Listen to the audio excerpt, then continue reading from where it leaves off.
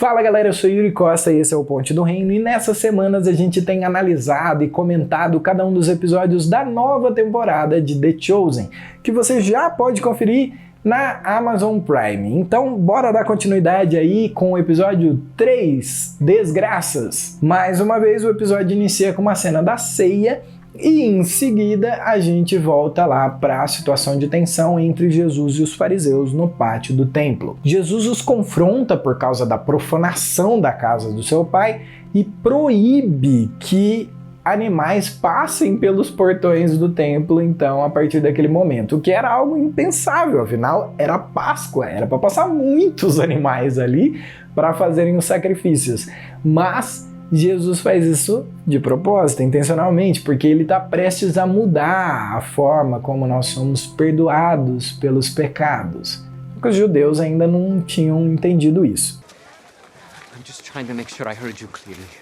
You said no more sacrifices are to be brought into the temple? Yes, Judas. And then how are the people supposed to observe Passover? Ele sai enquanto o povo clama Hosana, Hosana, mas nem todos, né? Porque agora os mercadores, pelo menos, estão bem irritados com tudo que Jesus fez ali no pátio do templo.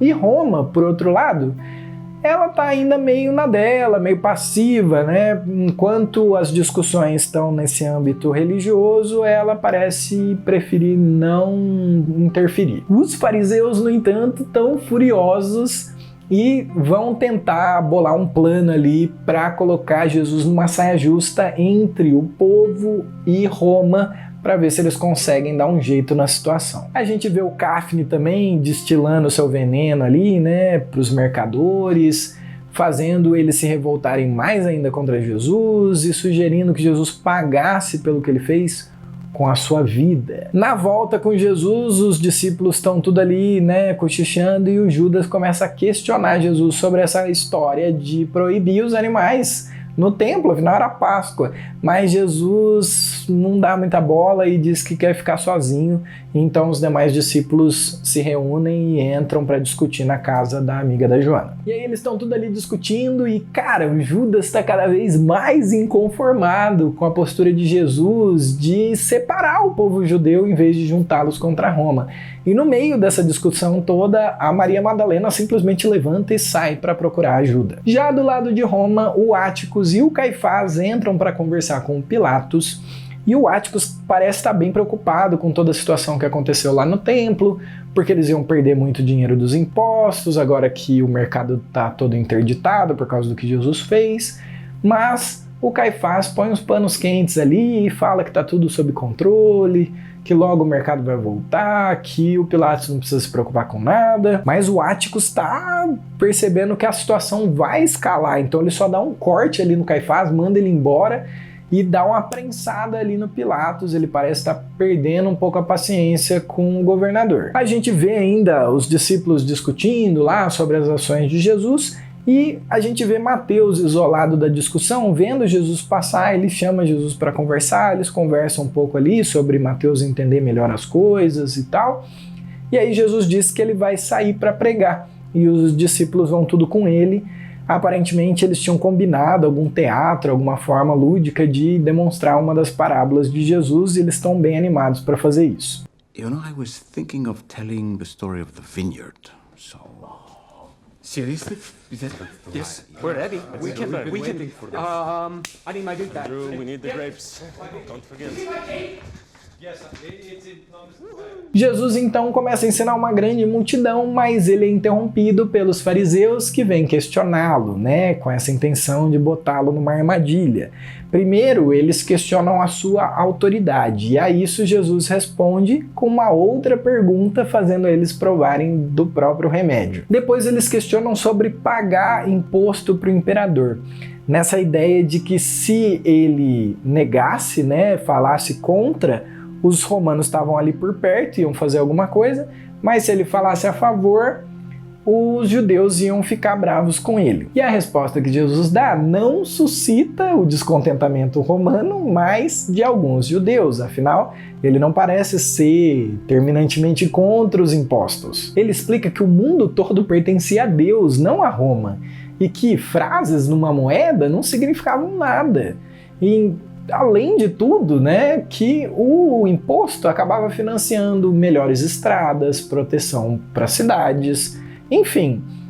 O dinheiro podia até ir para Roma, mas a vida das pessoas pertencia a Deus. Por isso que ele diz: Therefore render to Caesar the things that are Caesar's, and to God the things that are God's. Só que alguns judeus não gostam da resposta de Jesus, eles dizem que ele está sendo leal a Roma, que ele não é Messias coisa nenhuma, e tudo isso parte de quem?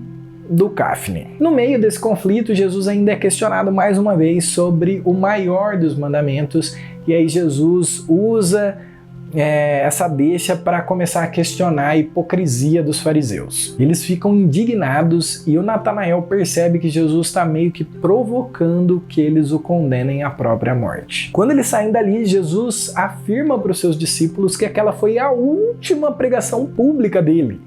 E alguns ficam tão chocados que preferem nem acreditar, mesmo quando um deles pergunta para Jesus se aquele era o fim, e Jesus confirma que sim. Os discípulos voltam para casa, Jesus sai em direção ao monte para orar, e Pedro, Tiago, João e André vão atrás dele para perguntar algumas coisas, né, de forma mais íntima, e entre eles Jesus profetiza para eles sobre o fim dos tempos, sobre como aqueles que perseverarem até o final vão ser salvos e que ninguém sabia exatamente a data de quando isso ia acontecer. Para variar, os discípulos não entendem muitas dessas coisas e a gente também não entende algumas dessas coisas até hoje.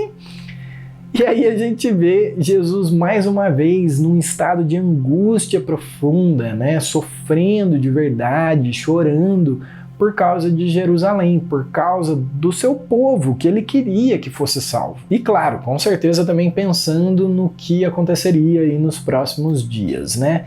E no meio dessa angústia toda, ele ouve uma voz e aí ele vai procurar e ele vê Davi louvando ali no monte, em volta às ovelhas que ele está pastoreando, tocando ali harpinha, cantando um salmo. Só que em algum momento Jesus percebe que tudo aquilo ali foi uma visão, e aí ele fica meio chocado.